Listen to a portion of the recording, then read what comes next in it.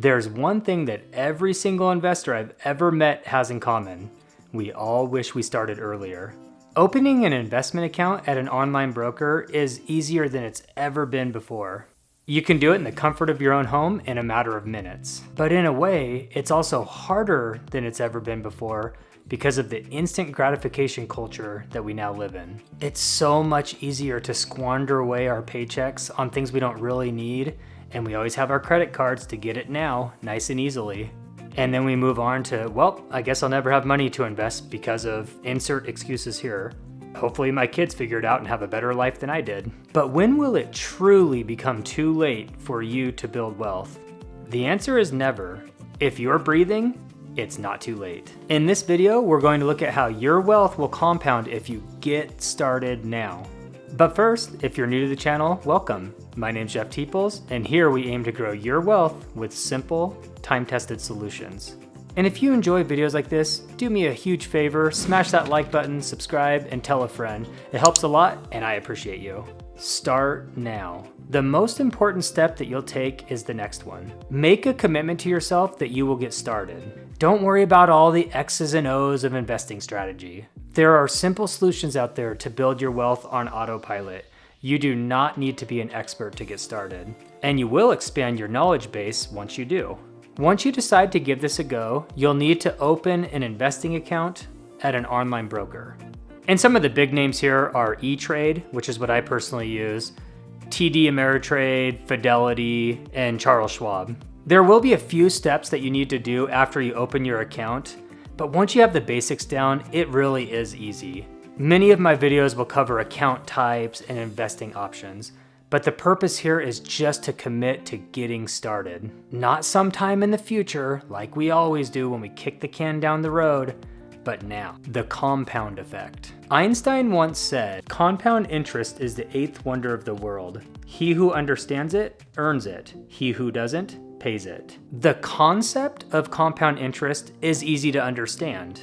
Your interest earns interest over the years. If you start with $100 and you make 10% in year one, you now have $110 going into year two to earn interest. I must confess, even as a math nerd, the true power of compound interest is really hard to understand. The best way that I've found to help non-mathy people understand the power of compound interest is known as the rule of 72. It works like this. You take the number 72 divided by your estimated rate of return of your investments, and that is how many years it will take for your money to double.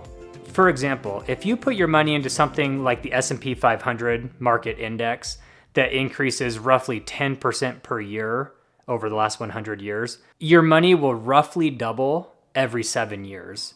If you made that investment when you were 20 years old, when you're 27, you'd have $200. When you're 34, you would have $400. When you're 41, you would have $800, and so on and so forth. I'm 41 years old. If you're out there watching this as a 20-year-old, every time you invest $100 into the market, something like a low-cost S&P 500 index fund, I would have to invest $800 to have the exact same amount as you. So in other words, if yours grows like it has over the last 100 years, and there'll be some ups and downs, of course, but all things considered, when you smooth it out over many, many years, your $100 is equal to my $800. And now you see why everyone wishes they started sooner once they learn the basics about how investments compound. But step back a little bit and ask yourself this. Don't you want your money to double every 7 years no matter where you're starting from? There's going to be ups and downs in the markets over the years, but this is a great rule just to keep me motivated to continue dollar cost averaging into the market. I tell myself every time I put $100 in or $500, whatever amount it is, I do the mental math of like, ooh, you know, when I'm this old, it'll be worth this and then this and then this. And although it's not a perfect ladder, over time, generally speaking, it will get you to where you want to be. Let's look at a couple examples of how your money can compound over the years if you just get started now. Check this out. If we were to invest $100 a month and we started with no investments and the investments grew at 10% per year, you can see after 50 years, which is a very long time, we would end with $1,732. That's with the total investment amount of $60,000. See, in these early years, like after year 1, you have a measly $1,257. You've made $57 basically on your $1,200 you put in. But after year 2, you start to see some separation between the year-end balance and the total amount invested. After 20 years, you put in $24,000 and you have almost $76,000. After 25 years, you've put in $30,000 and you have $132,000. As you can see, the compound effect just starts to go wild after a while. So if you can pump in $500 a month, then all of a sudden things start to look really good here on the year-end balance. After 5 years, you're at $39,000. After 10 years, over $100 grand. After 15 years, over $200 grand. And you hit that $1 million mark after 30 years. And that's with only $180,000 of your dollars invested in the market. This column here would be your savings equivalent if you cost average the same monthly amount into a savings account that wasn't paying you interest. So even with the ups and the downs, investing is well worth it. And if you or you and your spouse combined can put in $1,000 a month, counting company matches and all things considered, if you can hit that $1,000 mark, then things start to look really good. In under 25 years, you'll have $1 million invested. And that's with putting in $300,000 of your own money. And if you're really young and you have 45 or more years left, well, you'll be a deca-millionaire, so congratulations. And that's with only putting $500,000 of your own dollars in there. That's the power of compound. Time mitigates risk. Many consider investing their hard-earned money too risky. Why gamble it all away when I can stick it in a savings account and know that it's going to be there? And the answer to that is, unfortunately, inflation has the same compounding effect of your money growing. It's only the bad version of it. You will lose massive purchasing power as the years go by if your money is sitting in a savings account. When you invest your money in something simple like the S&P 500 index, you will crush inflation over the years. And the odds of losing money are pretty slim the longer you're invested. So it takes away that risk component. Let's take a look at what I mean. 73% of the past 94 years have had positive returns for the S&P 500, while 27% of the time in a single year, your results have been negative.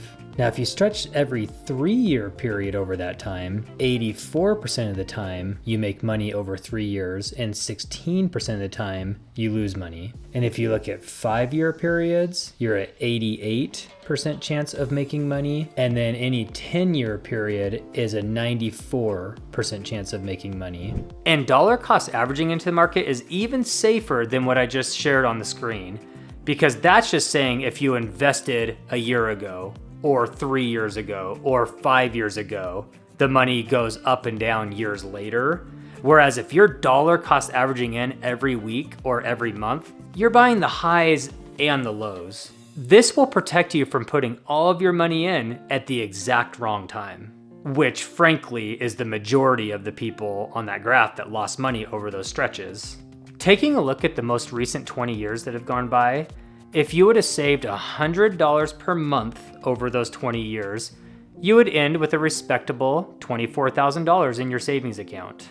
If you dollar cost average that exact same $100 each month into the S&P 500, you would have right around $79,000, over 3 times more than the savings plan. And if we take that same example for the last 30 years instead, you would have your $36,000 in savings or over $181,000 in the S&P. And keep in mind, plenty of recessions, up and downs, bull markets, bear markets, they all trickle in to any long stretch of years, but you just don't lose money. In fact, nobody has ever lost money for total returns with dollar cost averaging in over any 20-year stretch into the S&P 500 during the last 100 years. Automate to remove stress and save time. You will quickly understand the basic flow of investing after you get started. At that point, you'll want to automate the process to save time and unnecessary stress. The 2 most important steps for this are 1, pay yourself first. Set up an automatic transfer of money from your checking account to your investment account each week or month. Invest the money into low-cost ETFs right away. I recommend ticker symbol VOO or VOO, which is just the Vanguard S&P 500 ETF. Don't try to time the market. People always get in trouble with this. You have to be right twice, when to sell or buy and when to buy or sell. It's just not worth it. Buy into a low cost index fund, and when you do it every single week or every single month, you'll automatically get your share of the market's returns at all times. You'll never miss out.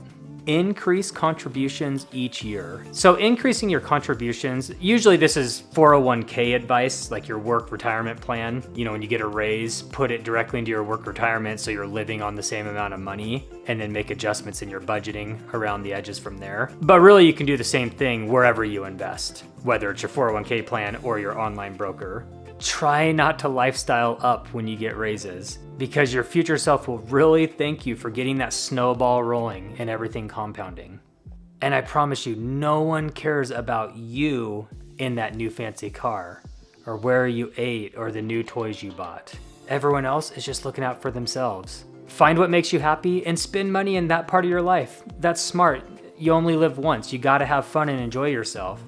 But take the rest of that raise and feed the machine.